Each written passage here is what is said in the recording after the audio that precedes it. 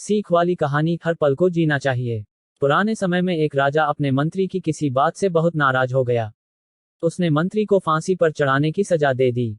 राजा ने सैनिकों से कहा कि जाओ, आज शाम मंत्री को फांसी पर लटकाना है, इसकी सूचना मंत्री को दे आओ।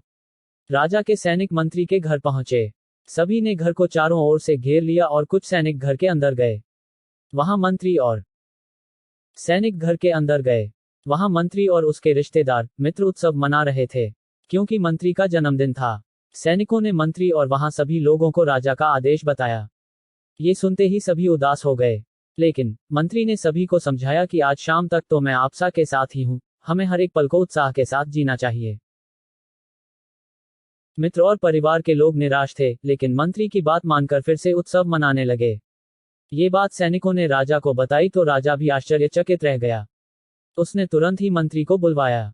राजा ने मंत्री से कहा कि क्या तुम पागल हो गए हो? आज शाम तुम्हें फांसी पर लटका दिया जाएगा और तुम उत्सव मना रहे हो। मंत्री ने कहा कि राजन, आपका बहुत बहुत धन्यवाद, आपने मुझे शाम तक समय तो दिया। अब मैं शाम तक अपने परिवार के साथ रह सकूंगा। अगर मैं निराश होकर बैठ जाऊंगा तो परिवार के साथ रहने का ये समय बर्बाद हो जाएगा। इसलिए मैं शाम तक का एक एक पल उत्साह और खुशी के साथ ही बिताना चाहता हूं। ये बात सुनकर राजा बहुत खुश हुआ। उसने सोचा कि जो व्यक्ति जीवन के हर एक पल की कद्र करता है, उसे मृत्युदंड देना उचित नहीं है। उसने मंत्री की सजा माफ कर दी। सीख, हमें जीवन के पल पल का मूल्य समझना चाहिए।